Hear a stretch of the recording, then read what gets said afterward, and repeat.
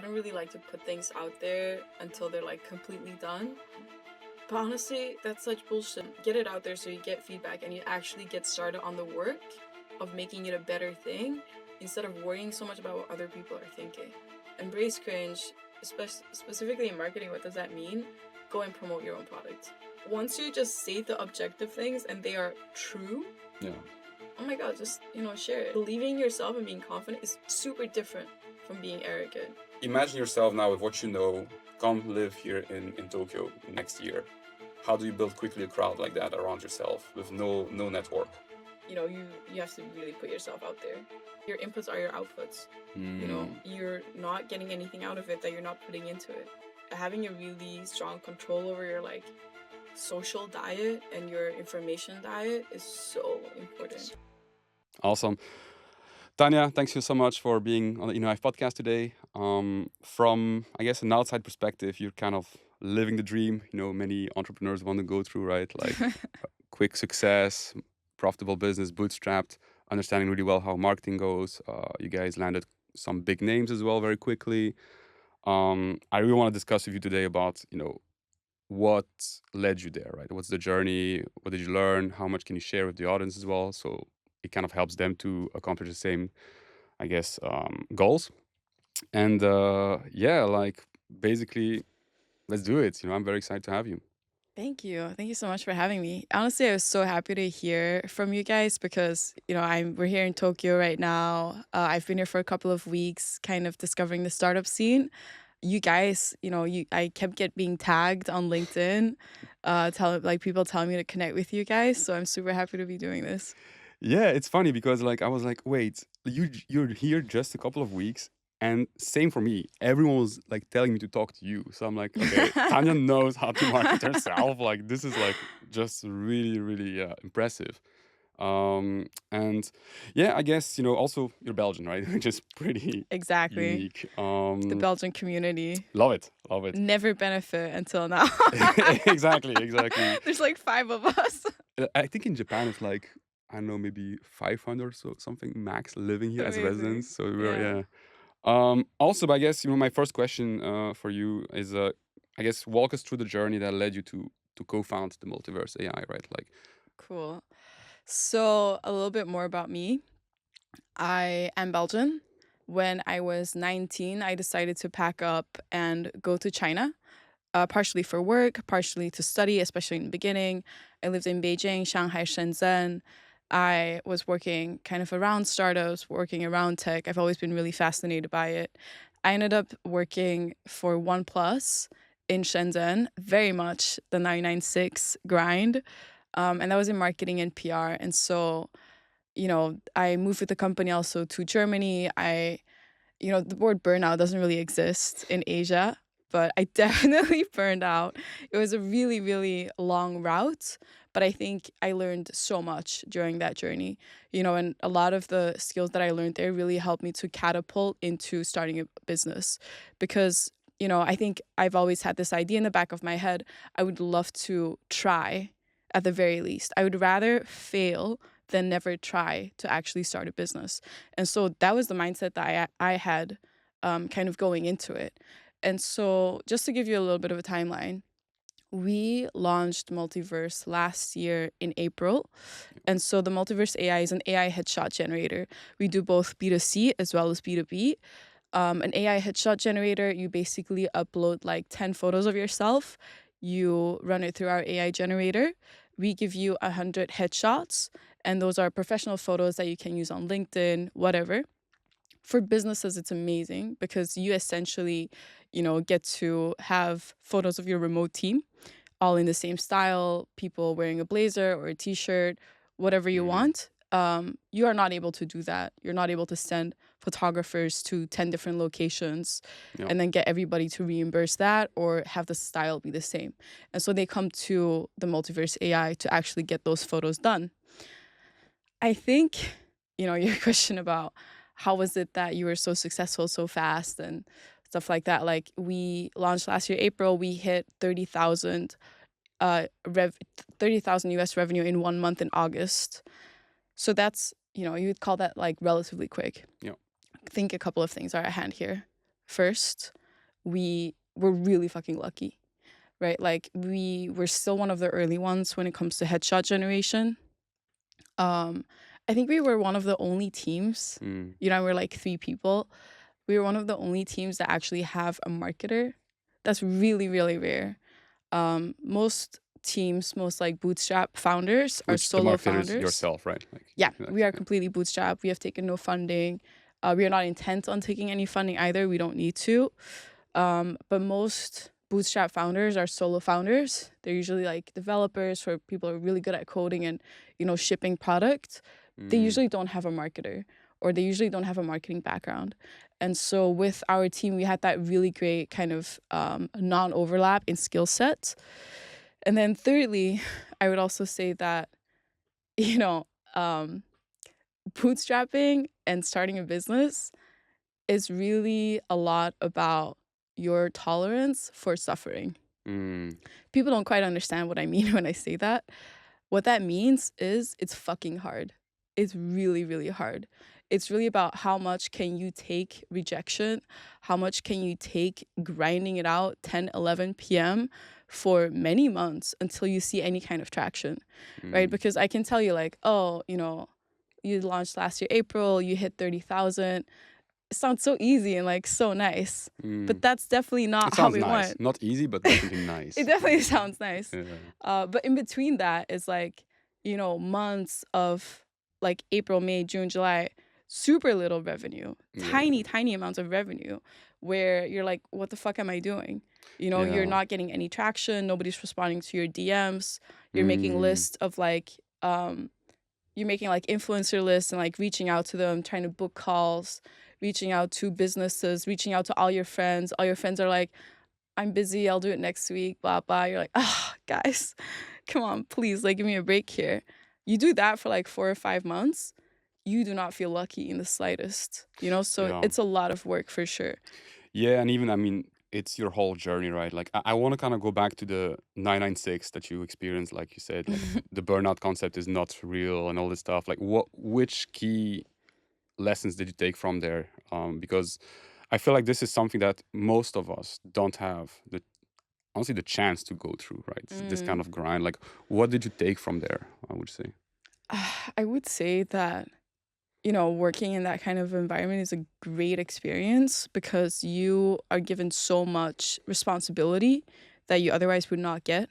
I think in most European companies, it's a lot about seniority.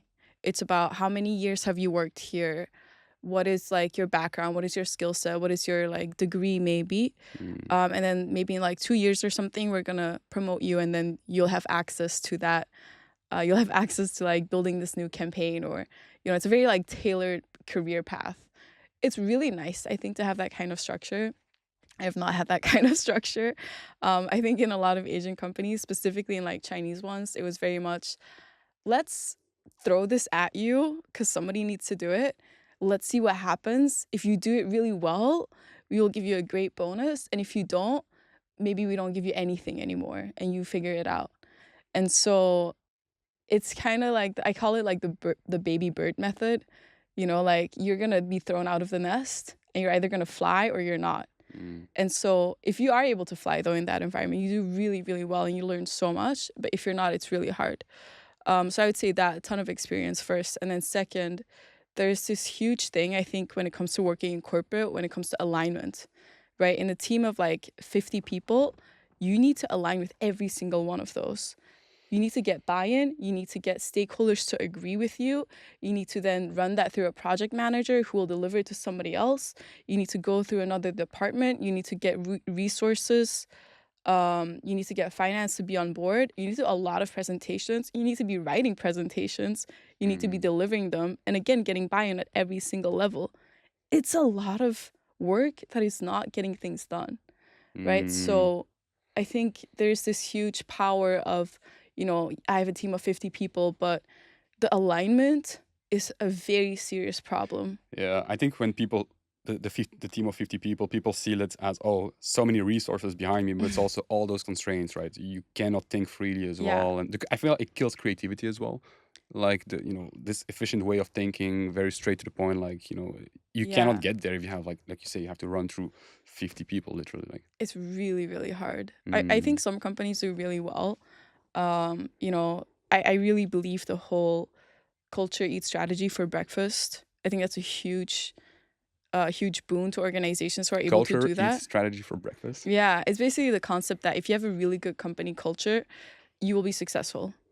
If you have the culture of like brainstorming, creativity, quick alignment, people who are like on board, people who have a can-do attitude, that's great, and you will beat any strategy. The best strategist, it doesn't work if your staff is not really on board with that kind of attitude. So yeah, culture eats strategy for breakfast for sure. But OnePlus, because that's where you experience that environment, right? Yeah, Like OnePlus and Oppo. right, I love Oppo phones actually. But like, what allows them to offer that kind of environment where they throw people, they give them a chance, and like, because they're still big corporations, right? What stops like those more, I guess, the other side, the more traditional companies, to do the exact same thing? Why don't they do it? Because it sounds like an obvious thing when you're talking about it, right? Like, what stops from having every company literally operating with the same kind of mindset? Well, I think it's not that easy. Mm. Like what stops every manager from being a good manager? What stops every leader from being a good leader? Why don't they just do it faster? It's really, really difficult. Like there's a lot of administrative constraints and there's a strong balance at play here, right? What does it mean when you say you want things to go fast? At what cost does it go? Because there's always a cost. It's not a win-win situation in these things.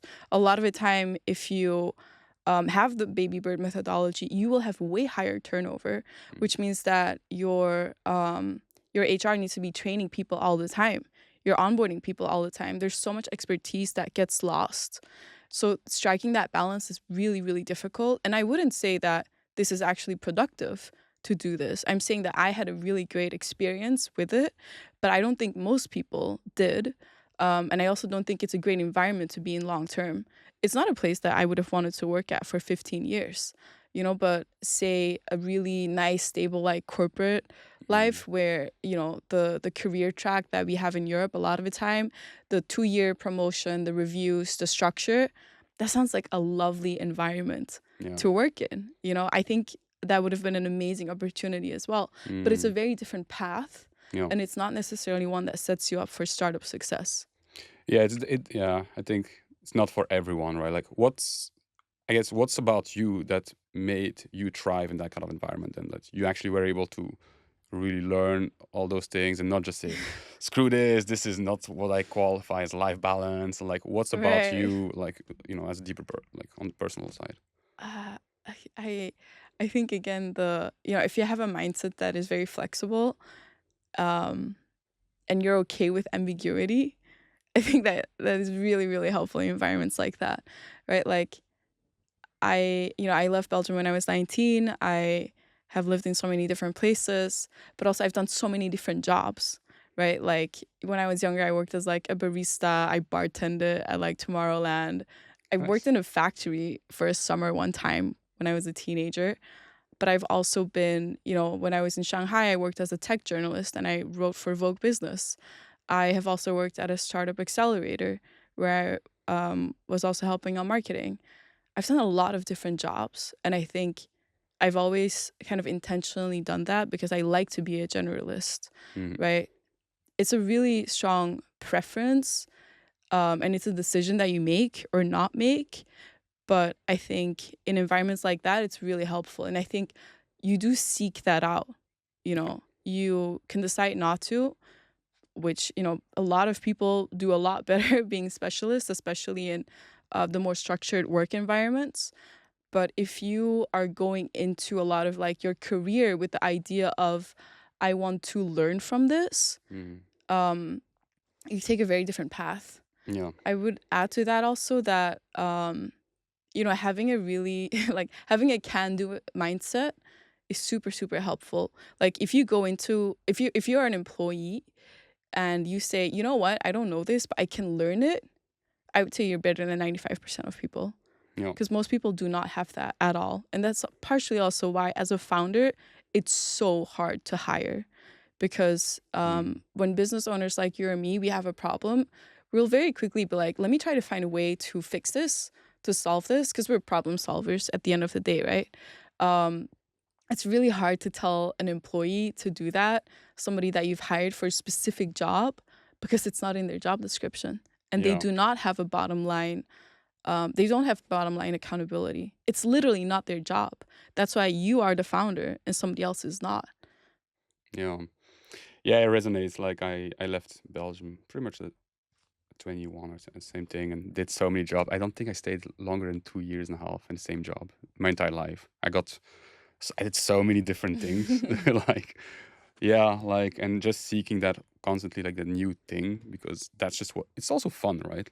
But I also understand that most people don't want that. They want to be specialized. It's also what, like, I guess my parents were always telling me as well as a kid, like, you need to find your path, you need to do. And I was like, no, I just want to be able to talk to a lot of people about different topics. And, that's kind of how I feel comfortable, at least, because it feels stressful for me to be a specialist.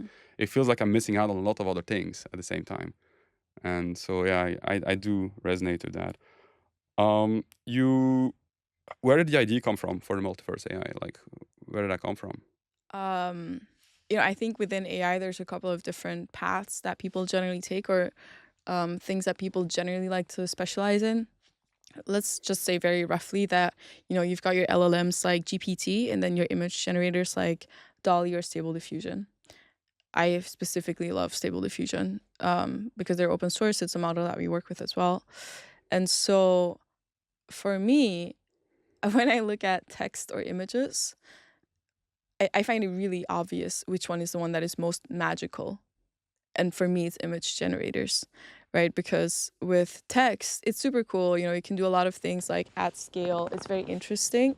But with images, you can really create magic, right? Like, I can give you AI headshots that look exactly like you, but you did not pose for a camera. You didn't do this. You didn't do that. That's a magical experience. And so that wow effect, when people get their AI headshots, that's so remarkable. And you cannot recreate that with an LLM. Not really. So for me, that's really like, okay, that's so exciting. I would love to innovate in that. And we have a very clear benchmark, right? Like, it's way easier, I think, to assess quality of outcome with images than it is with text, right? With text, it's like, what are you going to do? You're going to, read your 5,000 pages of whatever that you've generated. And you're going to be like, I prefer this one or I prefer that one. This is my feedback. Now with images, you can literally just take two things, put them side by side, and I can tell you which one is better. And a child can also tell you which one is better. And so we have a clear benchmark with our AI headshots, which is an actual photo, right? Does it look as good or better than an actual photo? And now we've surpassed that. We are literally at the level where it's like, does this look better than an actual photo? I have done headshot photo shoots in China. I have done them in Europe. I was planning to do one in Tokyo as well, because I want to take those professional photos and then be able to compare that with an AI experience. And I can tell you, every single time, the AI experience is way better. Yeah. I don't need to spend a whole day. I don't need to pose. I don't need to put on makeup. I don't need to do hair. I don't need to get an outfit. It's vastly superior and the outcomes are way better at this point, right? And I'm not saying like it is like that for everybody. You do need to have good photos of yourself, because some people are uploading like filtered photos or photos in sunglasses. Like, you're not letting the AI train on your face. You need to do that. But if done well, the experience is 10 times better and will continue to improve. So for me, I find imaging way more interesting than LLMs. And I'm really excited to see also where video will go with that. Yeah. And also from your marketing background, you understand like this whole like since starting InnoHyve as well, I'm looking so much more deeply into, I guess, marketing and storytelling, copywriting, all that stuff. It's always about, show, don't tell, right? It's the same thing. So I feel like you're putting yourself Yeah. up to success very quickly with that kind of product, right? Like, You have some kind of virality built in. mm, I could show you the AI headshot right now and you'd be like, holy shit, I want that. That's Uh, how I really looked into your profile on LinkedIn as well. I saw some people posting their pictures. I was like, damn, like yeah. I've been like, people are grilling me for having a shitty LinkedIn picture for years. And then like, you you do know, get shamed. yeah. It's like, man, like I hate that stuff. I don't Yeah. want to be in front of a camera. Yeah, I it don't know how to sucks. smile without looking weird. And then I see those solutions of yours. I'm like, oh wow, this Yeah. is so smart. And Yes. it's like you say, it's a crowded space. There's already a lot of other companies doing it. Mm.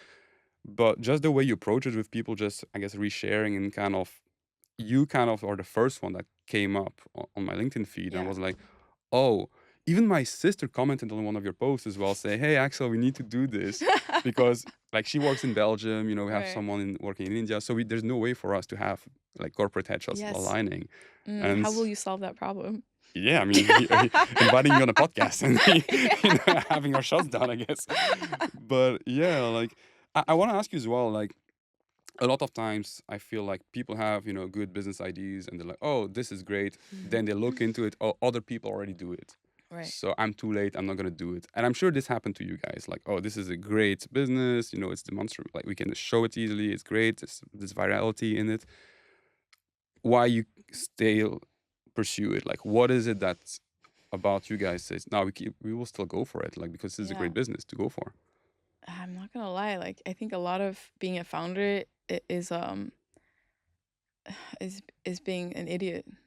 You know, it's like you have this idea, you have this vision, you think, I think there's a chance that this could work. But you really have no clue. You know, you're kind of like, you're always grasping in the dark, right? I think any person who does anything, it's so easy to analyze in hindsight and be like, oh, it worked because of this and that. But really, while you're doing it, you have no fucking clue. You really don't. Until, you know, the first like dollars come in and then, you know, now we're okay, but you never know what will happen tomorrow, right? I think for your question on like how do we know that it would work, we didn't Yeah. to begin with. I guess let me But it's change a my pro and a question. con. How did you know it was worth spending time on?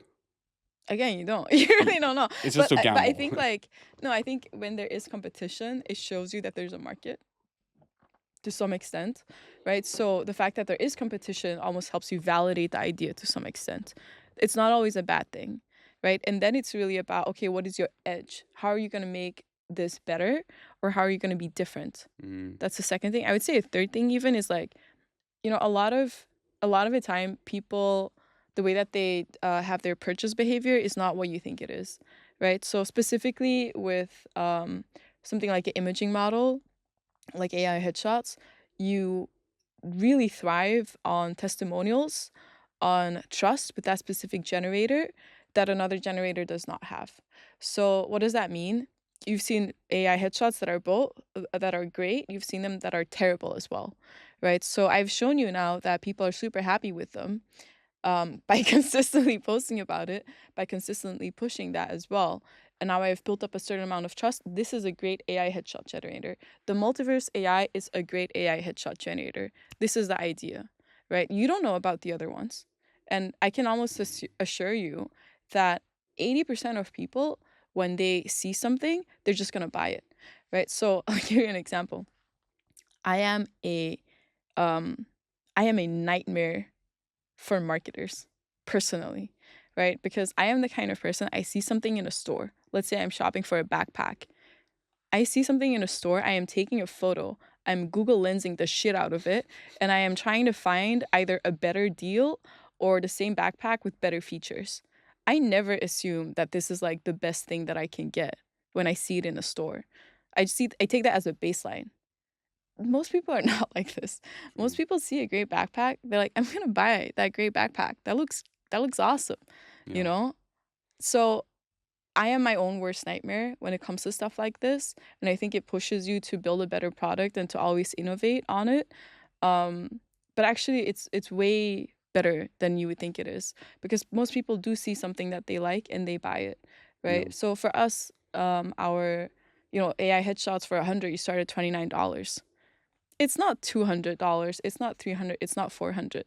That user journey is, you need way less touch points when the ticket price is so low, right? It's not even a repeat purchase. It's not a subscription, right? Pros and cons, but it really helps for conversion, right? So the conversion on our landing page is super high because people see this. They've already probably seen a testimonial from somebody else. $29, I'm not even going to think about it. I'm just going to go buy it. I'm not going to search for 50 other backpacks. I'm going to buy the one that is in front of me. Yeah. So it really depends, you know, like I think there's still this idea in a lot of startup spaces where people think, oh, if I don't have 100% of the market, I'm not going to make any money. This is incorrect. You can still make a lot of money. We are not even, you know, I wouldn't even say we're like, we're not in the top 3 of the biggest AI headshot generators, but we still do pretty well. We are hoping to be in that top 3 and, you know, continue to climb and work really hard on it. But you are still able to make a living out of it for sure. And you will continue to do so if you set yourself up for that kind of success. You do not need to you do not need to corner 100% of a market in order to make a great living. And that's a huge difference, I think, with new startup mentality compared to previous. Yeah, that's probably how people often think, right? Like, oh, it's already they're already making so much money. There's no way for me to make a living out of it. And I like what you said about, you know, it's just being very kind of a little bit stupid and naive. Like, this is a great idea. Why not try it?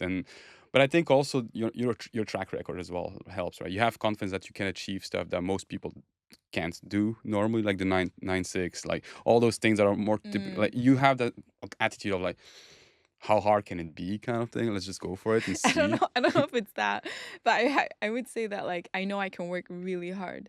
I guess that's the thing. The confidence of like, I know I can work really hard. Like, yes, this is one thing that I know I can do, and it's work like a motherfucker, you know. And I think if you're able to do that, if you're committed to like, I'm gonna be better and faster and learn more shortcuts and get more done, I know I'm a super efficient and effective person at this point. But it's truly like a dedication to it and just grinding it out for, you know, many hours over many years. And that's truly, I really believe that that's something everybody can do, yeah, you know. completely agree. And same with us now starting this whole podcasting stuff. The only question Wannes and I asked ourselves was like, are we willing to dedicate like a lot of time, a lot of headaches, and learn and like commit for it at least a year and then come up to a conclusion? Like, is it worth it or not? Build up an entire plan and okay, let's just see. But the commitment never changes regardless of the results, right? It doesn't matter. 100%. And again, like I think the studio is so like set up so well, and like it's such a big benefit as well, you know, like being able to provide that kind of platform. And not only that, but I always think like setting up this kind of community, there's so much more in it than the results of like views of or conversion or whatever, because the connections you make and the people it allows you to connect with, that's huge. Yeah. And I felt the same with like Multiverse. You know, you get the opportunity to build this kind of lifestyle where you can actually speak to so many interesting people. And that's really, you know, so much of what it's about, right? Like, it's not just money, it's not this, it's not that. It's I want to be in rooms with interesting people and I want to have great conversations with them. Yeah, completely agree. So you guys start the business. How long does it take before you start getting some kind of validation and like, you know, you have those Fortune 500 companies? Like, walk me through the, you know, maybe the step-by-step process to from like, okay, we're starting this and there's probably very little chance that it works to, okay, we're onto something and those big companies actually care about us. We started in April with this idea of the multiverse, which was it wasn't even professional headshots. It was like different packs, and you could actually buy like a headshot pack that was you in like the Inception movies or the Matrix movies, and then another one that was like you as a superhero, and then another one that was like professional photos. 99.5% of people bought the professional photos. So you're like, okay, maybe time to pivot, redesign the landing page, narrow down on like the value proposition. And then, you know, we went through all of those changes. We shipped a lot of like new features as well. I would say by, you know, September, October, we were starting to do pretty well, like 5,000, 10,000. And I would also say like a lot of the At 29, like at $30 like what was the pricing point? We changed from 9 to 14, I think already in like July, August. And then I don't think we changed to 29 until like February this year or something. And we kept seeing that like the price was so inelastic, you know, so we're $29, but some of our competitors charge like 69, right? And so apparently they are getting away with charging 69. And there's a lot of interesting things when it comes to like pricing models. We decided to not play around with it too much because we don't have the capability to do a lot of A/B testing. I think if you're able to do that, like if your development team is able to, you know, have the bandwidth for A/B testing, definitely do that. I'm sure you get so much information from it. But we decided to stick with, you know, 29 after making those last changes. And so as to your question of like, how do you get the big companies? We didn't get them actively. You know, it's some of it was either I knew somebody who worked at those companies and they had like 5 people who were willing to try, and like it's like priced that it's below the procurement budget, so they just can like get it pushed through, right? Because if you work with a client like Walmart, and you know, we have worked with clients like Walmart, when you say that, people think, oh my God, all of Walmart has used your product. Like, Right. you've got 5,000 people from Walmart. No, we got like 5 people from Walmart with a Walmart email. You know, it's not that glamorous. People think it's like, oh my God, it's super cool. You got all these like huge companies. It's not. It's really But it's the not. way You you see them present it, show I up. guess, right? Because that's the feeling I have as well when I read about you. We have a Yes. quick conversation. I'm like, oh, everyone at Walmart now went to your. Yeah, That's the feeling exactly. that I have. That's Right? not what it is. And that's Yeah. also not what we say, right? It's like we say professionals from companies like, Yeah. clients like, and it's correct. But Yeah. But this you're is also conscious that people will something. interpret it that way. You still like. So I always still interpret it that way, Yeah. because this is like one of the biggest advices that you get when you start out, is that you need an authority argument. You need the big company logo or brand or partnership or whatever you can get your hands on. You need that behind you. Otherwise, people don't know who you are, right? Especially when you're bootstrapped. You don't even have a venture fund, like you don't have an angel, you don't have anything. You're just a guy. How can I believe that you are actually building like a good product? Why would I give you money? And so I have a background as well in PR. I have you know, worked with a lot of journalists before. I post frequently on Twitter. And so I also, you know, posted about Multiverse when we launched, and it ended up that Forbes covered us. So that was really good, because then you can be like, oh, you know, we've been featured in Forbes. How did that happen? Like, was it like something where you also had to grind and really push through your relationships, or people actually naturally came to you? Like, how it It happened? really depends. Like, it's a bit of both. So if you're, you know, I don't have that many Twitter followers. I have like 800 or something. Please follow me on Twitter. It'd be great. We'll put the But links down. yeah, it's, if you have a lot of followers, that's great, you know. And I think I look at content creators and I think, wow, I should really do that. I don't, but I should, because it helps so much. If you don't, though, you are really trying to email people all the time, or, you know, DM somebody and be like, are you interested? And I've done that like hundreds.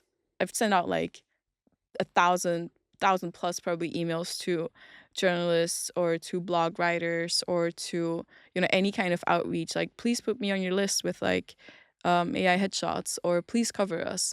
Most people don't care. They're super busy. Is that how you write the email? Can you just walk me through like a generic email that will write, please? Like, I don't do that anymore, actually. Yeah. I don't do the generic emails anymore because it doesn't work. I do it with like outreach for blog lists. So here's another piece of advice. If you're starting a business, one of the best ways to get conversion is when people search for, you know, let's say you're like recruiting. Let's say you're like InnoHyve, best recruitment agency Japan. Probably if you search for that, there will be a list, 10 best recruitment agencies Japan. You want to email the guy who's writing that list to please add you, and you want to send them your affiliate link. If they add you, fucking amazing. That's great, especially when they rank high, because now they are making money because of affiliate that you're sending them, and you are. because they are giving you traffic. So this is like really, really important. If you're able to do that, definitely send out those emails. Those are worth sending, but it's different from the journalist, PR, Forbes angle. For that, there's a template. Keep your email as short as possible. Make sure that you add in your authority arguments, stuff like that, and they will cover you. Because ultimately they need to be convinced that you can make them money, right? They need to be convinced that you can bring them affiliate revenue. So if you're able to do that in your email, they'll add you. There's no problem. With journalists, they really need to be convinced that you're adding value to their audience, right? Because they're not generally SEO optimized. It's a push approach. You're saying, do you have an interesting story? Right? Like, what is your story that you're telling them? How can you persuade a journalist to be interested in this? With Multiverse, we were one of the first AI headshot generators, so fine. Nobody else covered us initially, and like I sent it out to way more journalists as well. I earlier this year in August, I was really thinking about, okay, the PR angle is so important, with AI, with startups, with Bootstrap. And so I built this website. It's called Capybara Affirmations AI. Yeah. Basically, it's very simple. It was my way of learning more about no code and website development, which is something I'm super interested in. And basically, you tell the app what you're anxious about. So you say like, I'm Tanya. I'm anxious about having too much coffee. And then you get a capybara affirmation image. It's just an image of like a capybara in a random stance, AI generated, and then it says a line, including your name, and it says, Tanya, don't worry about it. Like, it says something affirmative like that. And so it's a super simple app, but it was really fun to make. It was a really great project. Then I ended up getting interviewed by like Digital Trends about it. And the headline was something like... Wait. Why did you think about making that app in the first place? Like how? It was a proof of concept for me to learn more about development, because I think, I would love to build more, whether MVP or, just have really like web development skills and like app development skills over time. And so I think that's such a, especially with like the things you can do with no code and low code, how fast AI is developing. I'm super into the idea of like building apps myself, specifically ones that I would actually want to use, because, you have like 500 ideas while you're building your business, things that I need while I am marketing the Multiverse AI. But I'm sure there's other people who need that as well. But that app that you just mentioned, this Capybara, like, I don't feel like anyone knows that they want to use that. Like, how do you? So this is the thing. Yeah. I launched it. I launched it. A bunch of journalists reached out to me. They were like, "This is amazing. This is like the wildest AI app I've seen in a while," right? So the way that they covered it, they were like, "This is the best application for AI that I've seen, because it's AI for positivity. It's AI for mental health. Like, how do I put this? It's a really cute little thing that brings joy to a lot of people. It's not a super serious thing, and it doesn't have to be. And AI can be fun and creative and positive and cute and not scary. And there's a huge lack of apps that are like that. And I'm a huge believer in it, because I think it's just really, really fun. It's super light. Here's something that's interesting. This app has 6,000 users. 6,000. It got 6,000 users within the first 3 weeks of launch, right? So the whole scene of people thinking, oh, I need to create something that is like super serious, and like it needs to make an insane amount of money, and it needs to be used like B2B. No, I want to be the kind of person who creates something because they're like intellectually interested in it, because it's fun, because it's joyful, because it's just something that is like really cute. And I for real think that is such an underrated space to be in, maybe because there's not that many like female developers. It's like, it's a really like girl coded thing to do, and I want to be the kind of person who can create apps for that specific target audience. because who is out there doing that? Nobody, So yeah, let's like balance it out. Let's make some really just fun apps that are like really light. Hmm. But I need to learn how to do I that. feel like it takes also courage to make those kind of apps, like, because like now, like, again, you're talking about those things, I'm like, yeah, this is so smart, yeah, it's so deep as well. But then I'm like, if I ever come up with that kind of idea, I'm like, man, there's no way I'm allowing myself to do that, because people will make fun of me. And it always looks cool once you have the 6,000 Yeah. users, but most of the time it's like, well, you get one user and it's your brother or whatever. And like, but it takes courage. I think you underestimate the amount of courage that you have to just build stuff as a hobby and just throw it out. Because even on your LinkedIn it says like founder at, and you put that, like, you make it look serious, people take it seriously, and even though it's not serious, like, Yeah. I really think that's so cool, actually. Thank you. Really appreciate that. Yeah. Most of my friends are like, I don't get it. Yeah, exactly. It's I like- literally don't understand it. I don't get it. But that's the thing though, right? Like I built it for myself, Mm. right? Like I built it for myself because I wanted to learn those skills and like how to make it. And I didn't want it to be serious. I wanted it to be something that is just really fun and that, just sends me like a freaking capybara affirmation every day. And I have one as my background. And I'm a huge believer in like positive mindset, So I send one to my friends when they're, in a bad mood or they need like cheering up. And yeah, I'm so happy I built So- that. Like the back end is full of people who it's like one guy making them for like 5 different names. And I'm like, you're being such a good friend right now. And I love that. It's a truly joyful thing. Like, I think it's the most like, Multiverse is amazing, of course.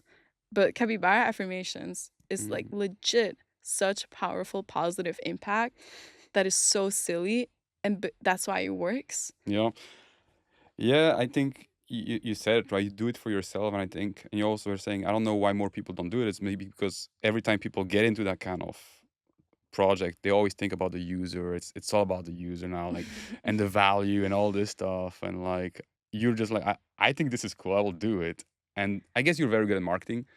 That's what allows you to kind of get that traction eventually as well. Because again, I can imagine someone doing that but has zero clue on how to get the product out there and like, get exposure.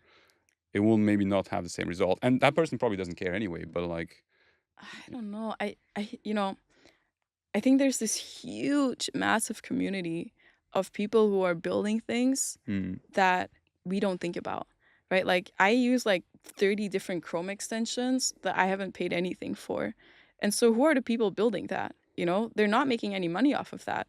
They probably started as like learning projects, or just stuff that they wanted to build for themselves. And I love people who do things like that. Like you go on Twitter, you go on like somebody's link tree or whatever, and they're like listing the 10 different things that they've built. It's amazing. I've always thought like I really want to be somebody like that. And like I want to have things that I just built because I think they're like cool or fun. And I think really it's a super powerful thing to be able to do. And it is, part of it is like luxury because I have the time now. Or like I set aside time to learn those things, right? And it took time away from Multiverse or from my free time or from time spent with like family or working out or whatever. But I really prioritize that because, again, the dedicating yourself to be better 1% every day or, 30, whatever. It's like if you're learning all the time, you do not fail. You cannot fail, right? So now I know how to build my own websites. I know how to build my own AI apps. I know how to deploy something. I know how to, think about user journey. I know how to like make design assets.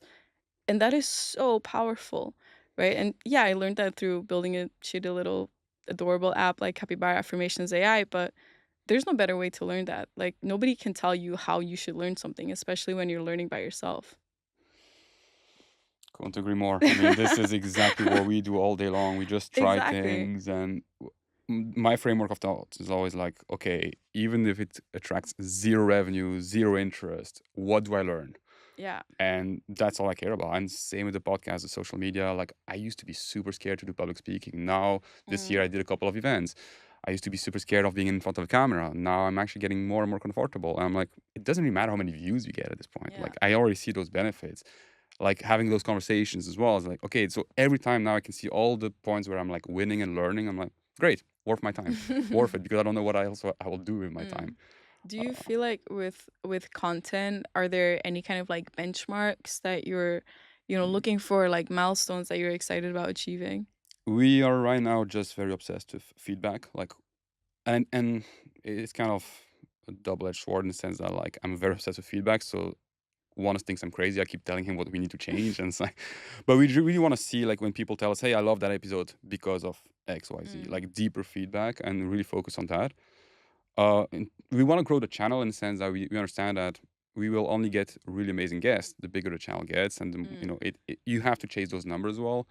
So I am also like, there's a lot of people creating content that are like, oh, I don't do it for the views. And I'm like, well, I do it for the views because I put so much time and effort into that. Yeah. And I want to pursue it. And it has to, at some point, bring up. Otherwise, the project fails. So we're kind of so early now that we're not too obsessed with anything. But like the production, for example, I want this to look super cool, super good. Like I want the guest to feel like, oh, wow, I felt that was a special moment. And so we're very obsessed with that, and like that as benchmarks when people are like, cool studio guys, awesome, great, that's a win for us. So more like those kind of, there's not really a metric behind it, I guess, but yeah.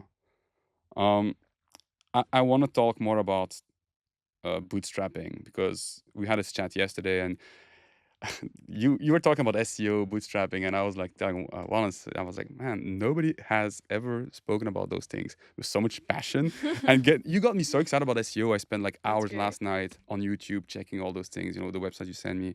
I was like, okay, now I actually really care about SEO. And I always knew it was important. Like I know what it is, but I didn't care much about it.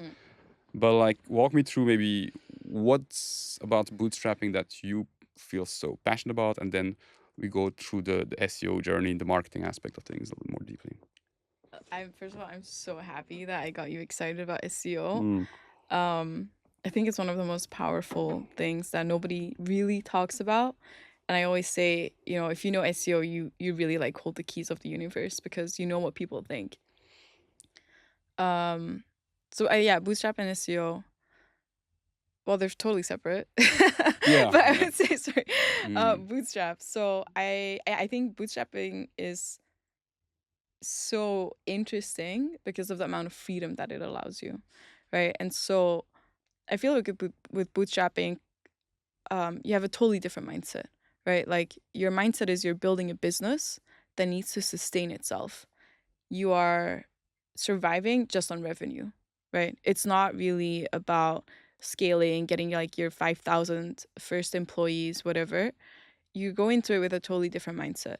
And so we didn't even consider raising money. We were kind of like, okay, we can either spend 6 months raising money, potentially raise money, or we can spend 6 months building and then seeing where we are. Also, you're always able to raise later, right? And being able to raise with some revenue behind you, having traction, is really way, way more powerful than raising seed. Because a lot of the time when it comes to seed, a lot of founders lose out, right? Because like the proposals that you get are not as interesting. Why should an investor believe you? It's really way more complicated. And so I would say bootstrapping really gives you a lot of that freedom, allows you a lot of freedom, not only to, build your business and pivot wherever you want to, but it also allows you to set your own salary, because you own 100% of your business. And so you don't have to ask for your investor to do this or to do that. Everybody has different investor relations. Everybody has a different kind of startup. I think if you're able to raise funding, that's amazing. And like, go for it. Congrats. Because for sure, a lot of people bootstrap because they don't understand how funding or investing works. And it is really, really difficult, because fundraising is a skill. Would you have taken funding if, like, after 2 days of starting the whole Multiverse AI, would you have taken it then? Because you say if you get a chance to get funding, right? Like, it really depends on like what kind of deal it is. If it's a deal where I get like a super high valuation, and you're just giving me like 2 million at like a tiny fraction of cost in terms of like equity, yeah, hell yeah. Yeah. Why not? It's not fun, but bootstrap is not about the pride or the this or the that. It's like that's what worked for us on our path, you know. But for sure, don't do it for that, you know. Like if you get an amazing deal, take it. It's free money. That's literally what it is. Well, it's not literally what it is, but like it could work out really, really well for you. Yeah. If you don't have that, if you feel like it would take you 3 to 6 months or a year, usually like fundraising cycles, especially in Europe, they take like a year. If you feel like it'll take you a year of like active fundraising to get that kind of proposal, then no, don't do it. You know, I would say like do whatever is best for you. For deep tech, for a lot of like bio, health, etc., it won't work for you to bootstrap. You know, like you actually need to go and like get fundraising. But if you're able to bootstrap, I would say it's a really interesting value proposition for people who want to build multi-million-dollar companies, but not billion-dollar companies, right? It's a very different mindset, I think. Yeah. I'm not looking to hire 500 people. I'm looking to, you know, continue honing like my skill set. I want to continue growing my company. Eventually, potentially, we will hire, but I'm very comfortable doing it at the pace that we're doing it right now. Yeah. Yeah, no, the reason I'm asking is because I remember when we started InnoHyve, I was like going to investors and trying to raise money, and I remember one of them really kind of opened my eyes, saying like, "What, why do you need money?" And I'm like, I don't know, man. I think I got just caught into this like, it sounds so cool as a founder to try to raise money, and so I got like into like, yeah, I'm gonna learn to pitch, and then I realized like, I actually genuinely, even if tomorrow someone comes now to us, I'm like, no, thank you, because I feel like the reason things are going so well for us is because there's nobody behind us above our shoulder looking how we do things. And so even if the valuation will be crazy and all this stuff, I'm like, nah, this is my first true venture here in Japan that I'm building. I don't want to be taken away the privilege of learning without someone being in my back. So that's why I'm asking you, because I'm like, yeah, even if tomorrow, okay, there's a number maybe now, you know, let's not shut all the doors down, but like, yeah, I feel that way about it. I'm like, I love the freedom so much, and I'm like, I feel like this is a hack, especially now with AI and all this, and like, it's such a privilege to be able to work without pressure from other people.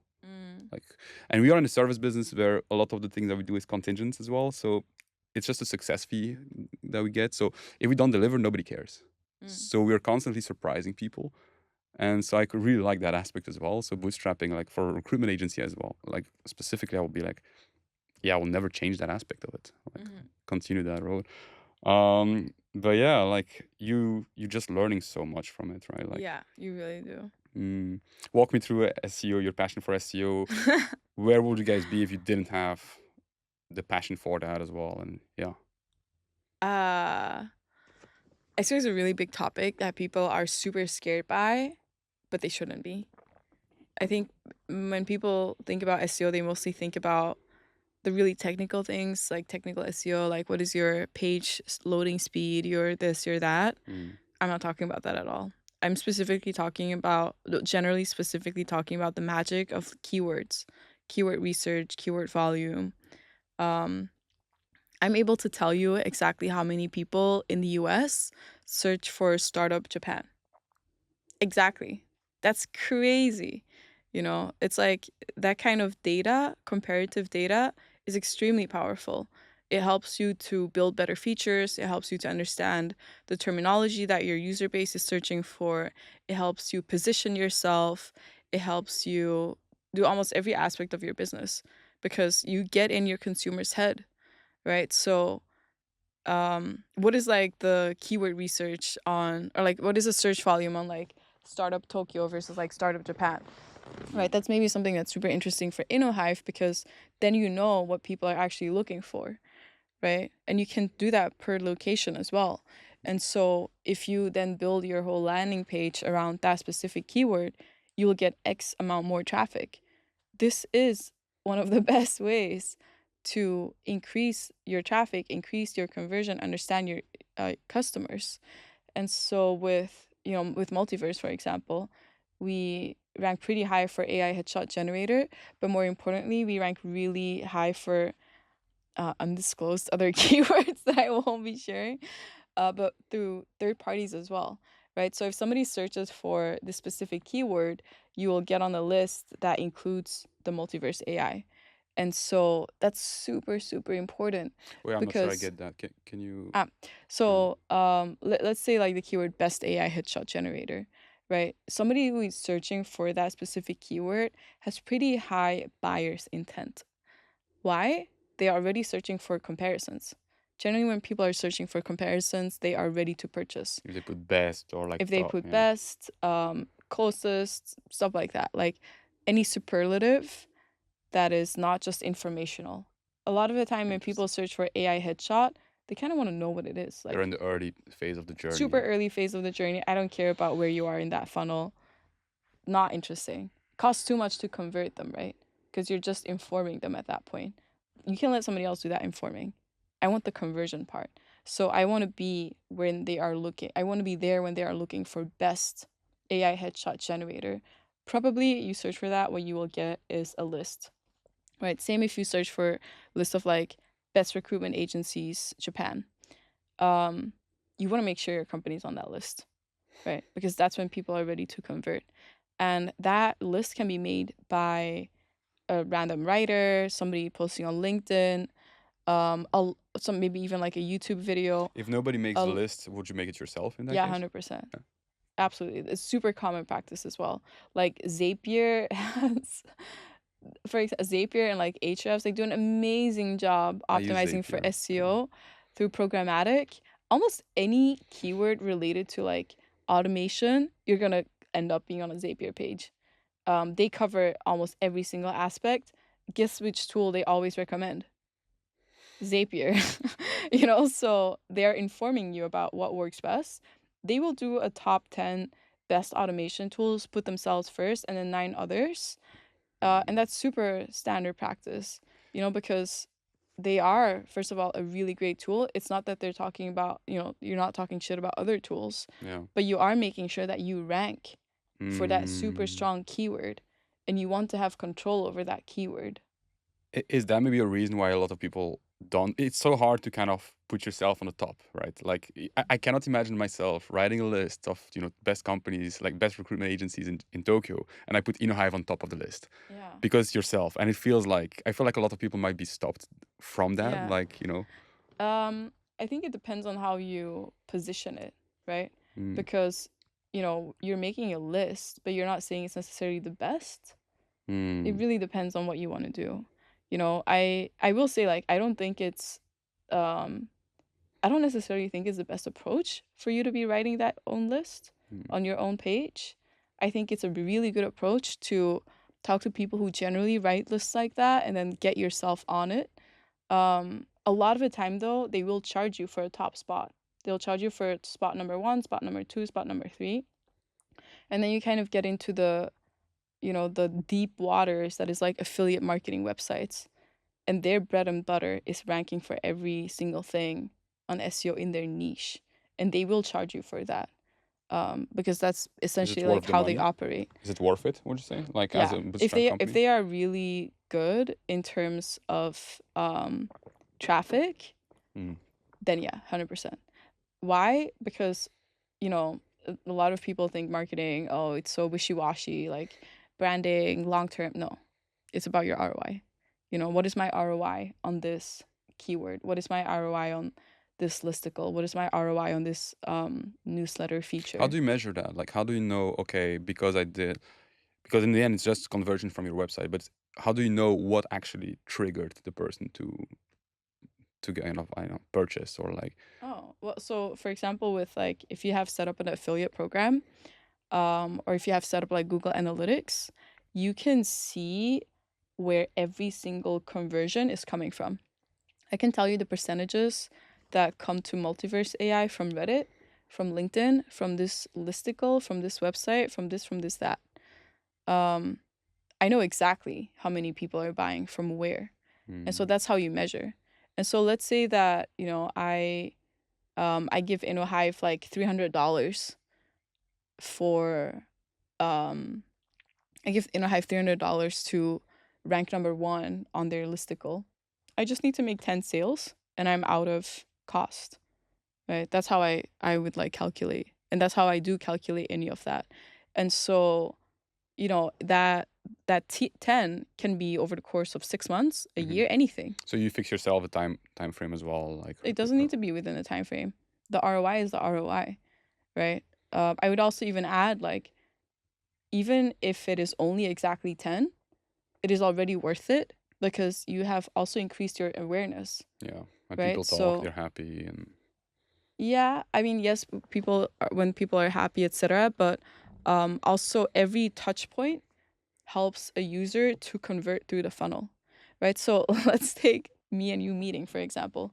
It took us, what, 4 touch points? It was like a tag here, a tag there, saying hi on LinkedIn a week before, saying hi on LinkedIn again, you sending me like a YouTube video of the podcast, stuff like that. It was like those touch points. It wasn't the first touch point that converted or the second or the third. It was the fourth. That really matters, right? So you want to increase more touch points and create that funnel. You're not converting from the first top. You want to be where people are further down the line, and everything that they see about your business should help them push further down that funnel. So that's really like how you want to think about that marketing. It's not a wasted touch point. It's really not. It may not be like immediately visible. And I think as a bootstrap company, as a marketing founder, you have absolute bottom line responsibility, right? Like you need to be seeing where your users are coming from, what is converting and what is not, and then make budget decisions based on that, right? So, I could be ranking for a bunch of other keywords that I don't want to rank for because they're too informational or too this or too that. I can see which blog posts are converting and which are not. And that is super important because that's super data-driven marketing. You need to know exactly where your users are coming from, why they are there, and what they're doing on your website. If you can then deliver on that value, you will actually drive them to convert. Yeah, this is exactly what happened yesterday. Like, because now you're like, and here's the thing: I know all those things, but I don't know. Like talking with you, then I'm like, okay, I clearly don't know because I haven't done anything that you just mentioned. But I still think I know. So I want to go a little bit more practical and like for people who want to, really deep dive into that. Like, let's say if you had only 2 hours to kind of coach them and tell them exactly what they need to deep dive in, like Right. what will they like from courses to keywords to let's people, I mean, people have YouTube, people have ChatGPT, they have literally all the knowledge is there. Like what would you actually really focus on from the beginning? Like, step one, learn about, like, even you mentioned Google Analytics. Like I know about that stuff, but I don't even know really how it looks like. Like I take a quick look at it. Oh my God, so many numbers. I want to do something else. And so, like, what would you focus on in a 2-hour session to at least put the concepts in that person's hands so they can actually every day then, spend an hour and a half educating themselves? Like, walk me through that kind of Right. game plan. First of all, you need to set up Google Analytics. Go to analytics.google.com. It's completely free. Figure out how to go to the user acquisition bracket, and that is exactly where you will see where people are coming from to your website. It will give you a huge amount of data. You need to set that up day one because then it will start tracking. If you don't set it up, it doesn't start tracking. You have now lost that data. That's one of the biggest, challenges we have, not challenges, mistakes I think we made with Multiverse is that we did not track from day one. And we lost a lot of time because of that. You really want to set up all the easy wins, the analysis of where your users are coming from or what they want from you, because then you can target more of them, right? So we figured out, for example, HR is not the decision maker when it comes to headshots. We thought they were. It was a hypothesis. They are not. So, okay, look at the other departments, etc. But so first of all, Google Analytics. Second, Google Search Volume, Google Search Console. Google Search Console shows you what people are searching for to get to your website. You have expensive, SEO software that helps you do that too. Ahrefs, SEMrush, great. They cost like $130 a month, and they're not that easy to navigate. Google Search Console, Google Analytics, both free. Go do it now. Creating content. You don't want to think about SEO too much. You essentially, what you want to do is you want to do some keyword research. You want to do some keyword research, hire either an SEO agency or go to butterseo.ai. They will do keyword research for you. I work on Butter SEO as well.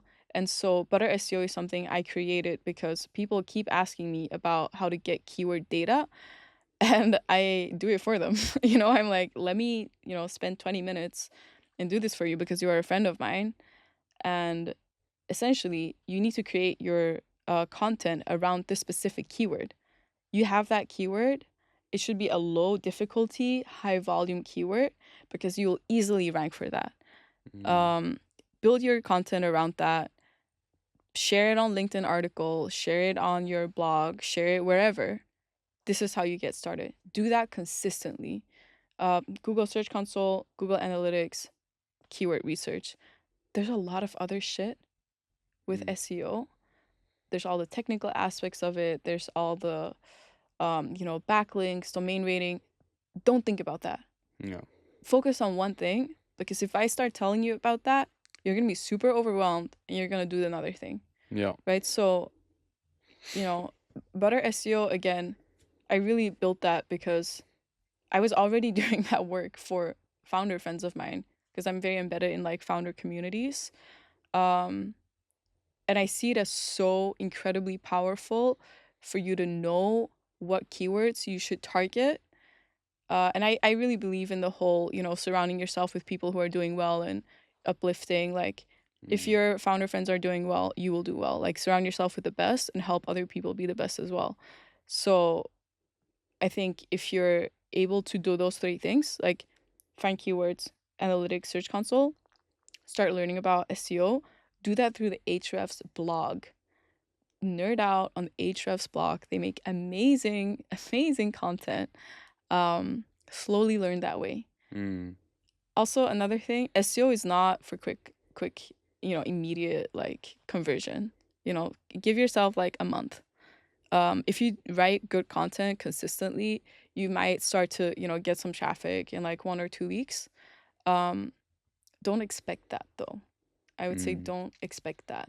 Like, really count 1, 2, 3 months. But also the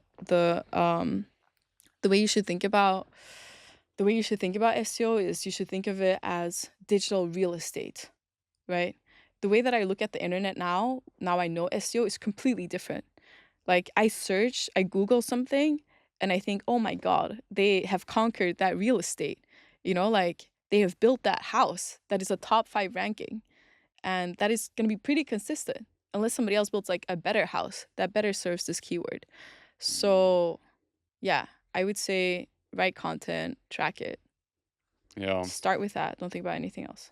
Yeah, I think the Google, I mean, you just opened my eyes now on the, like, because the reason, like, for me, like, I started, like, the whole, I guess, posting on LinkedIn and stuff, and knowing that, oh, this is a black box, I really don't know what I'm getting into. But if you do have that, I guess, that data and you start seeing, you can be strategic from day one. I think a lot of people drop the ball because they cannot, they don't really see result, and it's so scary to commit to something where, like, what's happening, like, is it actually working, is it not? And so people don't see value. I feel like just people don't do it because they don't see value, including ourselves, actually. I realize now. I love people who are already posting and already writing, and I love when the missing thing is just SEO. Yeah. Because a lot of people go into it from the other way, right? A lot of people go into it from like, oh, maybe I'll AI generate something really quickly. You will never rank. A lot of that content is shit. Unless it's like super basic, or, how to use a screwdriver or something like, that's a terrible example. But like, unless it's like something that is super straightforward, like how to, you're not really gonna rank. Yeah. Because Google can tell that it's not written by a human and you will be penalized for it. So if you're already creating content on LinkedIn and you feel like all that content you're creating is just ranking for like, sorry, it's just performing for like 2 weeks and then going down the drain, that is correct. That is exactly what is happening when you're not using SEO. Start using SEO. Actually make sure that your your articles last. they will perform for months, years, right? That's what happens when you use SEO, is that your content doesn't go in the black hole. Yeah. Your content continues to work for you. So if you're already creating content, what the hell are you doing? Get your keywords in order, set up analytics, set up Search Console, and create evergreen content that continues to get traffic from Google. It'll make a huge difference for your business. Yeah, again, I was like, oh yeah, of course, like you're right. Like But the real it's hard. estate, It is the real hard. estate image is really powerful because it forces you to think longer term in terms of like taking on territory instead of, like you say. Yeah. For me, the way I look at it so far, and now it's going to change because of that conversation, but so far I was looking at, like you say, oh, for 2 weeks I get a bit of attention and people start looking at my LinkedIn, and but I'm like, and that's the thing, I don't put much quality in what I do because I'm like, it's just going to disappear in 2 weeks anyway. Exactly. I've been more obsessed with building up the muscle of actually feeling confident enough to make content, and that's the thing. I didn't want to go too much into the whole SEO because I feel like it takes away all the fun out of the learning process as well. But the real estate analogy makes it like a lot more. Yeah, it makes a lot more sense actually. It's like you're building that real estate for presence on the web. Besides, obviously, like you just showcased all the value of SEO, but beside that, what are underrated skills that people kind of overlook when it comes to marketing, would you say? There's so many. Embrace cringe. It's really weird to say, especially for somebody like me. Like, I used to be, to some extent, like, I'm still like super perfectionistic. I don't really like to put things out there until they're like completely done. But honestly, that's such bullshit, because you're ultimately just judging yourself too hard. Just put the thing out there, see what happens, launch it, ship it, do whatever. Get it out there so you get feedback and you actually get started on the work of making it a better thing instead of worrying so much about what other people are thinking. So embrace cringe, specifically in marketing. What does that mean? Go and promote your own product. Actually believe in yourself. Believe in yourself. Most people don't really believe in themselves. Even for me, sometimes I'm like, oh, I don't really know what to do. But I think if you really believe in yourself and you can tell people like, actually, I think this is the best thing ever and you should totally use it because it'll be really helpful for you. Oh my God, that's so convincing. And it's such a, fresh breath of air, like especially in Europe with like Europeans. I think we're not really taught to be so proud of ourselves or to believe in ourselves. Like, I have a lot of like former American coworkers or whatever, and they're so like, oh my God, this is the best thing. Like, I made an amazing app. And I'm like, oh, wow, you like really believe in yourself. That's kind of amazing. And I look at that and I feel, I really admire that, because I don't know if I would have that amount of confidence, even though maybe I have a better product, It's like, make it so you really just believe in yourself and understand that you are doing your best and put it out there, because for a lot of people, apparently, it is a huge thing that works. And you are literally standing in your own way. Don't put yourself down, Yeah. Yeah, like even the first impression I had seeing your profile and like you also send me that bio of yourself. I was like, oh my God, like this is impressive. And usually I will probably be like, oh, this is like I will always think if I write this like this about myself, it's cringe. And but then I'm like, I actually never feel that way when I read people's bio or what they're doing. I never feel that way. And I feel like nobody actually ever feels that way. It's just we're so harsh with ourselves, right? Like, and like, yeah, Well, this is really cool. It's also its fact, right? Yeah. Like, I think it's very different when you're like making shit up or you're like, it's like a very subjective thing.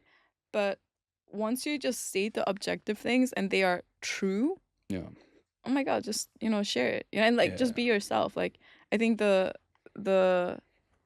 worst thing you can do is like go into it and be like arrogant.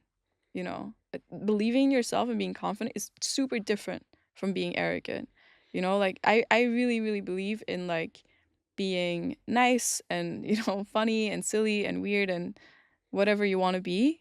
Just like be yourself for me, that is all those things. Mm, And then on top, also being able to say like, I am all of those things, but also I am a successful business owner, you know? And I think for like people from like our generation, it's really hard, yeah. you know? And I think that's something that Gen Z does really well. And I kind of love that. They're like so themselves, you know? Whereas I think for people like you and me, it's like, oh, I want to do something. Like I often, I don't know if you feel this way, but Mm, I often feel like pressure to be slightly different, be like slightly more serious, or, you know, smile less, or not make that joke, or do this or do that.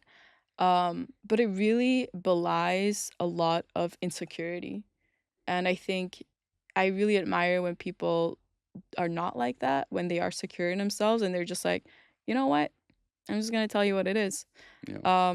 For me, that actually has manifested in telling people like revenue straight away, which is like a very, you know, Yeah. maybe like counterintuitive thing, but I like to just be myself and be weird and funny or whatever, Mm-hmm. and also tell people, but we also do this amount of like revenue. And so I think that really helps people to also take me seriously, because there is this thing of like, you do need to signal, especially in like bigger founder communities, or, you know, with people who are like older than you, who have like more experience, like, yes, I am that, but also take me seriously. I'm not fucking around with this, even though I am hilarious. You know, like it's Yeah, really hard for people to understand that. Have you experienced that?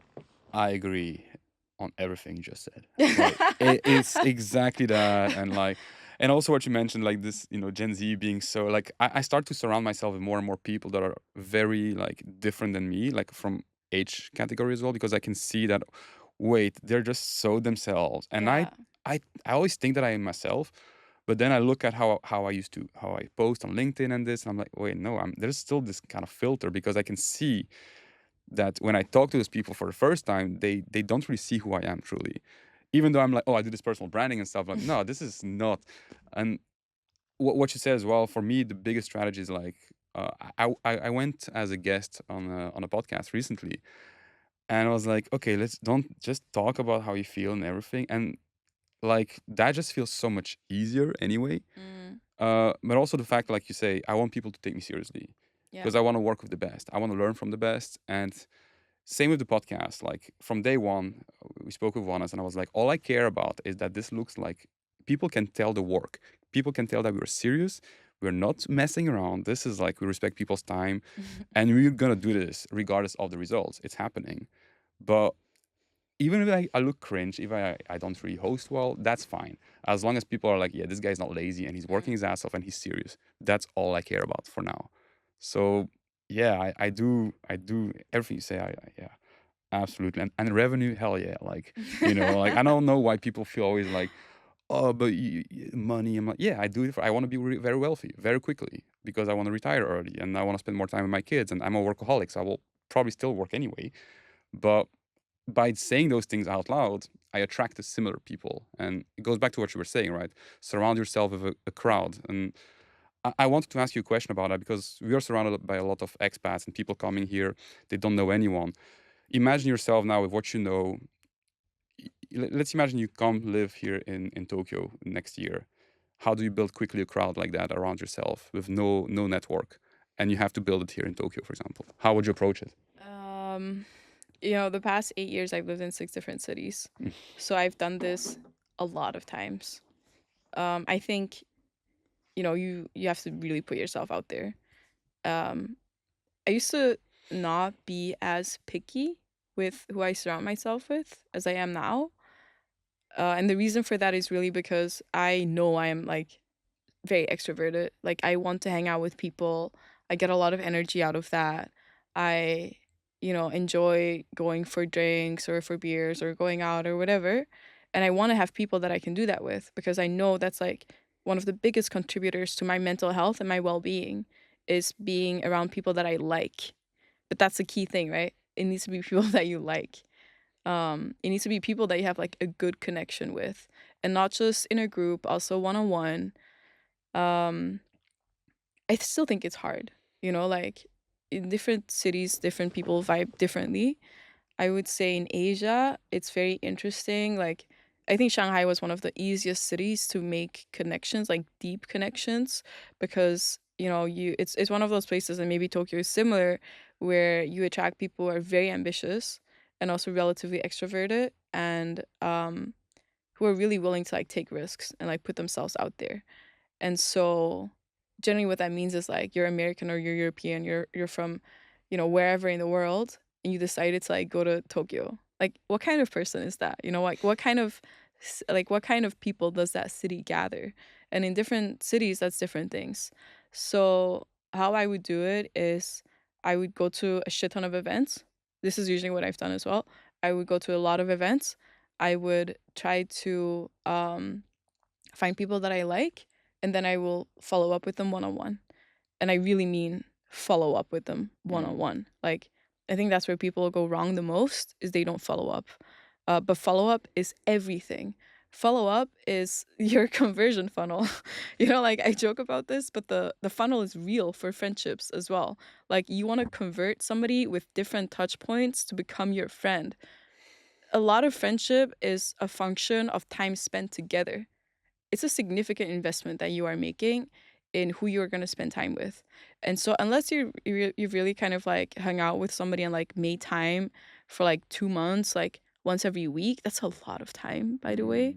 But until you've done that, you're probably not really friends. Even though you had like a really good connection, maybe you had a great conversation, whatever. But that's really, how you need to make friends. And I also go to like a co-working in Barcelona or in Tokyo or, wherever else. Wherever you are spending most of your time, make friends there. Because, studies have very consistently shown that where, sorry, how do I phrase this? You are making friends based on where you are. You are not making friends based on compatibility. Very big difference.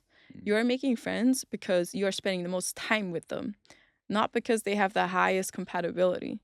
It's a huge difference in thinking, right? Because one is saying you are like destined to be together, another is saying it's about convenience. And it actually is about convenience, right? So be really careful where you are spending time and who are spending time with, because it's likely they'll end up being your best friend, for better or for worse. And so, yeah, I would make sure that, I have habits that allow me to develop strong friendships. Co-working, club activities, events, and also starting communities, I think is a super powerful thing. Like in Barcelona, I run Founder Hang, where we come together every first Tuesday of the month. Very casual founder drinks, but it's a really, really great community, and it's intentionally small. Because once you have a big community, it's a lot of people, it's really hard to get to know everybody and know what's going on with them.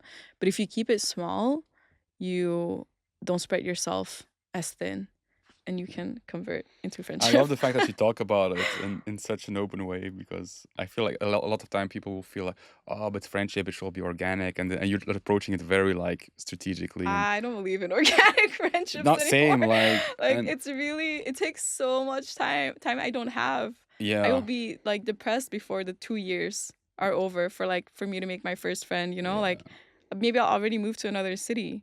I need to yeah, make friends. It's really yeah. important. Like one thing about like what you said for me, it's a bit different in the sense that like because when you say you wanna make friends with people that you like, for me I come from like I left Belgium because I had to kind of reconstruct myself, and I was hanging out with the wrong crowd. Great people that I actually love to hang out with, but definitely toxic for my long term vision. And so I started really just forcing myself to like to feel intimidated by people, like people who are actually achieving pretty big things. That I'm like, oh wow, I feel genuinely stupid around that person. And I started really enjoying that, like that aspect of like, oh my God, I'm getting so much for my time here with that Right. person. Even like someone like you, right? Maybe 4 or 5 years ago, if I will have to spend like a conversation with you like this, I'll feel crazy intimidated. Like, oh my God, that person has like achieved like a really nice path through, academic, like her career seems so clean, and I will not feel comfortable. But for me, the person that I like to hang out with now is like people who generally feel like, and I'm not just talking about career, but just I feel like those people have their shit together. Like they know what they want to do, they know who they want to spend time with. And until then, like before my life in Belgium at least, I was just hanging out with people who I like to hang out with because they didn't really put pressure on me, so to speak. And I Mm. feel like that's the thing. Like, I see a lot of people who, they talk shit about their friends, and I'm like, I never talk shit about the people I hang out with because I feel like I'm the idiot in that case. Mm. And so I'm very strategic about who I hang out with, more and more selective. And I like the fact that you just like talk about the funnel and because I see it the same way. I think it's a good way to surround yourself with the right crowd. Yeah, the whole thing with like you're the average of like the 5 people that you hang out with most. Mm, It's so true. yeah. Your inputs are part of like your inputs are your outputs. Mm, You're not getting anything out of it that you're not putting into it, right? So I think having a really strong control over your like social diet and your information diet is so important. social diet. Yeah, because Love it is, yeah, social diet. Like, what are you how are you fueling yourself, like, socially? What conversations are you having? What thoughts are you having? Like, how are you shaping yourself? Because you are, whether you're doing it actively or not doing it actively. But I think that kind of mindset really informs so much that. Mm, of who you are and what kind of decisions you end up making. And so, I think with the click, of course, with friendships, like the click is so important, right? Like yeah. a lot of the time, I think you will know fairly quickly whether or not you will get along with somebody. And I think that's like such an important thing, and that's like where the organic part is Do you coming from. evaluate your friendships as well over time? No, Like, I don't. no, and Or what do you mean? Like, do I rank them? no, not that, but like, again, there's like, since you grow very fast, your mind changes, your priorities changing. But if the friends that you're surrounded by don't change, do you at some point just say, okay, I'm clearly wasting my time now for the person I want to be next? You're not really matching the needs here. Like, that's what I mean with evaluating Uh, friendships. Like, some people want to be in a cozy environment, comfortable, and live a very quiet life. And I love to hang out with that kind of people, but also not too much. And sometimes I'm also like, I have to tell sometimes my friends, like, hey, like, especially when I go back to Belgium, right? I hang out with friends that don't really know who I am for the past 10 years. mm, And I still love to hang out with them because they're generally still the same human beings that I love. But I'm also like, oh man, I used to hang out with them for 10 hours straight. And now I'm like, after 2 hours, I'm like, okay, I feel like we're not talking about the same things. So I'm evaluating those things. Like, I'm like, okay, like, do you know what I mean? I do. I understand where you're coming from. Mm, I would say that I honestly do try to, I would separate into like work related friends and like mm, non-work related friends, right? Because I look for very different things in those relationships. And so one of the things that I consider about the most when I do like reflections on like my birthday or like New Year is I make lists. I make a lot of lists, but I make lists of like the people that I am surrounding myself with, who are the people that I'm talking to a lot. And a really important thing for me is that those lists year after year are the same people. Because once you are my friend, once we have chosen each other to be like mm, close friends, I want you to be there for life. And I want to be there for you for life. And I mm, am committed to that. Like I really, the friends that I have, I treasure them. I really do. I am there for you no matter what. It's a ride or die kind of thing. And so it's it's a small circle, and it's a long-term circle, and it's a remote circle in a lot of cases because I am not in the same location as they are, and they are in a different location because we have moved or mm, whatever. um but I take so much out of the 10-year friendships, the 20-year, the 30-year friendships. Like, man, these people have, like, we've been together for so long, they know me so well, I can't hide shit from them. I really can't. Whereas, it's pretty easy for somebody who you've known for maybe like 6 months or like a year to be like, this is my self narrative. I have reinvented myself, and let me show you this side of me that you have known now for like 6 months or a year. mhm, They can't call you out on any bullshit. It's really hard for them to do that. Whereas mm, like the people that I've known for like for life, I've also, we've also decided to be each other's friends for life because of specific reasons. And, you, of course, you want to make sure that these are people who are like good for you mentally, yeah. and that you are good for them mentally, that they are not a bad influence, that, nobody's getting you to become an alcoholic or something like that. Mm, Like, make good decisions for sure, but I like to stick with them. Like, even if we are completely different people, like, you know, some of my best friends in Belgium, like, they're totally not ambitious or whatever. It's absolutely fine. Yeah, You know, it's like a absolutely. completely different perspective from me. And then, you know, I am like the workaholic in the group. Fine, whatever. Yeah. But I understand, and like, you know, I think over time you naturally drift closer to some friends and further away from others, and it just happens. I wouldn't say it's like, I don't necessarily think it has to be like an intentional thing, but I do really believe, and I think that's what you're saying as well, is that you have to be really intentional when you're picking your friends. Yeah.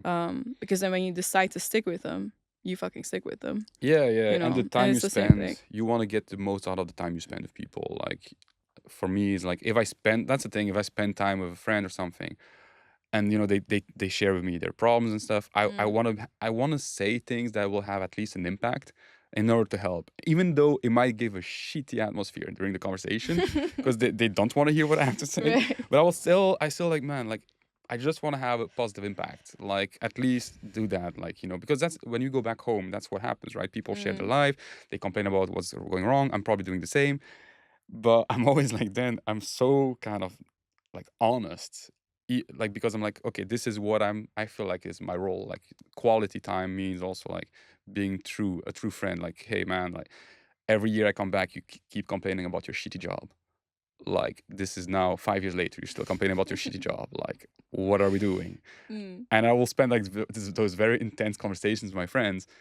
And like I had the last one I had was actually my sister. She quit her job now, and it was the same thing where she every time complains about her job, and I'm not really growing. I'm like, well, look, I start losing respect for you now because every time it's the same conversation. Like, how about we sit down, because I was in Belgium for a month. How about we sit down, we come up with a plan, and if you sign up, you sign up, and you start working with us through InnoHyve. She did that with 3 kids, making the choice of leaving her job, never been happier. But I also know that if I chose the easy way to hang out with my sister, we'll be like, oh, but you're gonna be fine, you know, you're a great mom, you're this, and but I choose to go like super harsh on her, and for me, that's friendship as well. It's like, you know, it doesn't always have to be fun. Oh yeah. Like, you know, those true That's conversations. the ride or die thing, right? It's Yeah, like, yeah, exactly, yeah, yo, I just want you to be happy. How Mm, can we make that happen? You know, and it's exactly. like you take full responsibility over your whole life. Yeah, It's yeah, not me, but let me tell you what I see, right? And I yeah, think like, yeah, being able to have those conversations with people you really care about is invaluable. You yeah. know, it really, really is. Yeah, I like what you said. Let me tell you what I see, and that's what I try to. Because I had that phase in my life where I was like giving advice to everyone, and I'm like, oh man, I hate myself now because I just give advice to everyone. And now I'm just like, okay, look, here's what I see through my lens of the guy who lives in Tokyo and has left everything behind. That's what I see, friends. And you do you, you know. And if you want help or deeper help, like, great, I'm there. And yeah, let me tell you what I see. You, how to say, what success looks like to you, like where do you see this going as well now, because you're kind of like on the up, right? Things are going well, like what's next, like what do you plan? Oh, that's such an interesting thing to say. Like, you know, I think for the outside perspective, like, I love to remind myself of that when I'm having like a bad day. Mm, I'm like, you know what? Other people think you're like super successful, whereas I'm a lot of the time, you know, working from like a little room in the dark at like 3 a.m., venting, screaming because something is not working or something is broken. Right. So thank you. I really appreciate that. mm, Um, what success looks like for me, honestly, is a couple of different things. I would say for sure it's um doing things that like keep me interested. And so that's super wide, right? Like I actually am really driven by chasing my intellectual curiosities, and a lot of that is like I love reading. I love reading like science fiction. I love learning new things. I love learning new languages. I love learning things like web development, AI app building. I really love the challenges of building a business. I love the problem solving. I love how much it exposes me to. And so I know I will like continue doing that. I want to build more apps as well. I want to build more SaaS. I want to attack different problems. I think work aside though, you know, I moved to Barcelona last year, and I specifically did that because Barcelona is really a city where people are so happy. You know, you walk around, people are running, they're going to the beach, they're hiking. I got a paddle board. I go paddle boarding on the weekend. Like I live like 10 minutes away from the sea in the middle of the city. And it's a bit of a dream, you know? And so it's like I'm really dedicated to setting myself up for a happy life. This is like the thing that I want to do. I want to build a thriving business. I want to be in a beautiful city that I love, and I want to surround myself with people I have great conversations with. And I think that's honestly what a great life looks like, you know. And it's yeah, it's like all those bits together. I think it's always in flux, you know. There's different things. Like right now I'm in Tokyo. I'm so happy that I like get to be here, but it makes it hard to like work out properly. I can't go to the gym and like lift weights. I look forward to doing that when I'm back in Barcelona. But yeah, I think, you know, on your like the one of the things we talked about was like, what is your favorite book? Um, One of my favorite books is called You Are Here by a Vietnamese monk whose name is Thich Han, I believe. And he talks about just being present, whatever you're doing. Like I always take that as be present whatever you're doing because it will make everything better. When you are working, dedicate yourself to that. When you're hanging out with your family, do that. Don't be anywhere else. Don't be worrying about things that are not happening right now. You know, really anchor yourself in what you're doing and show up 100% because that will take you through everything in life, one moment at a time. You know, don't stop worrying about all the other shit. Focus on what you're doing right now. It's already plenty.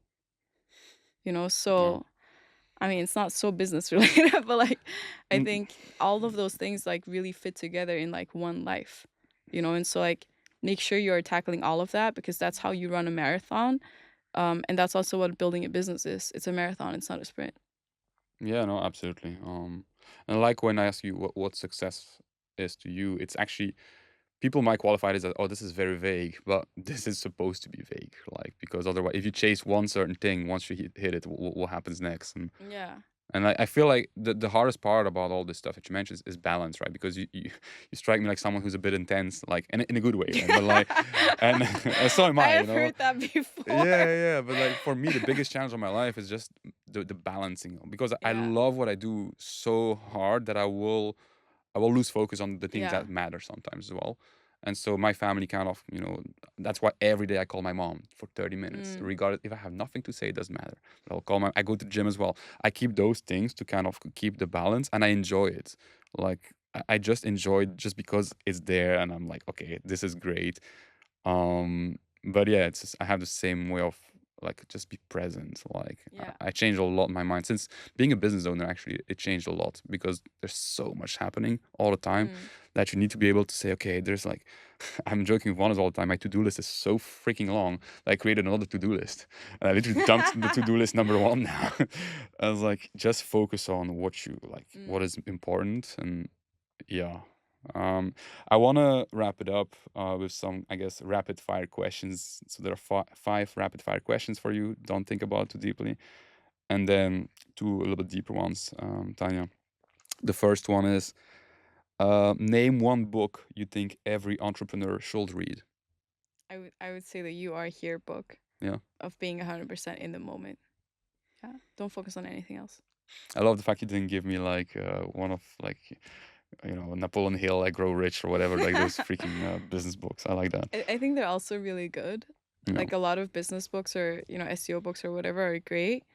But yeah, I think ultimately a lot of it is your mindset as well. Mhm. And if you can strengthen that, it will help you throughout everything. It's a very transferable thing. If you could only use one social media platform to market a startup, which will it be? Reddit. Reddit. No doubt Reddit. Really? Like 0% doubt. It would be Reddit. Damn it, that will be an entire other conversation. Anyway, I'm supposed to go rapid fire here. What's your go-to productivity tool? I keep a builder journal. So everybody does to-do lists where they rip the list apart because they're now doing other things. So instead of doing that, I keep a list of things that I do because it helps me to overcome the whole decision making fatigue of like, what have I been doing? It's been a week. I still have the same to-do list. I do that, and I make a new to-do list every day. I divide it up in like 3 sections. The first is a priority section. I have to do these things. It's like 2 or 3 things max. The middle section is stuff that I've ended up doing instead. I'm just gonna admit, like, I'm just gonna commit to the idea that I'm gonna do something else.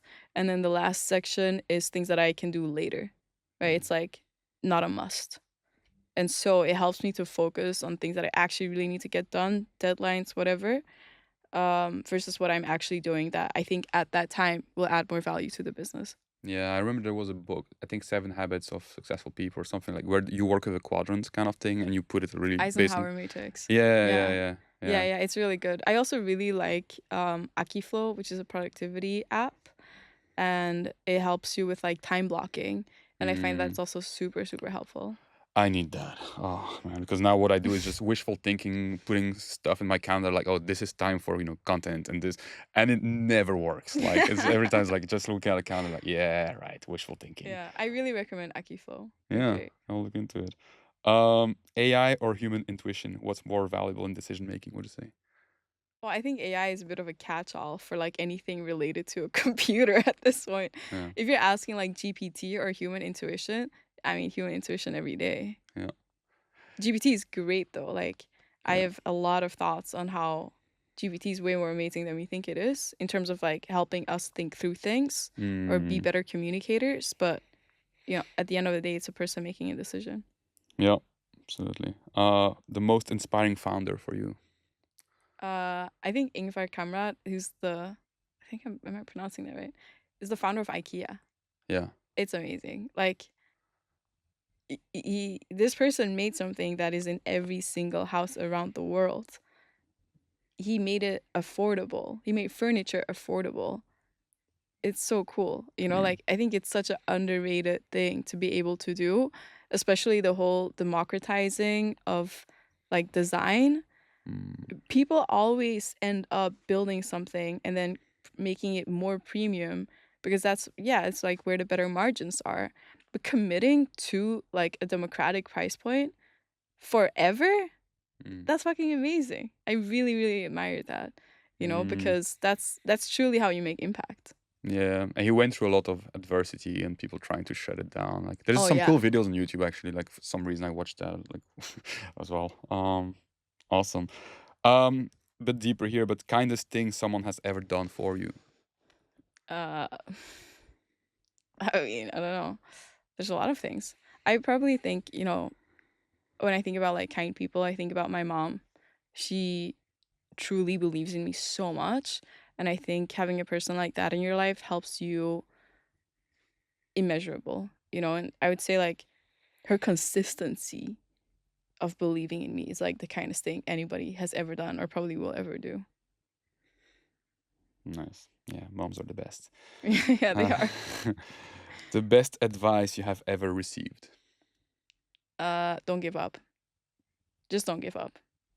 Like if you continue at it, at some point something will happen. Don't give up. Yeah, something will happen. That's the thing, right? We don't know what. Yeah. That's the trick, right? As long as you're okay with that aspect of like something will happen, you should be fine.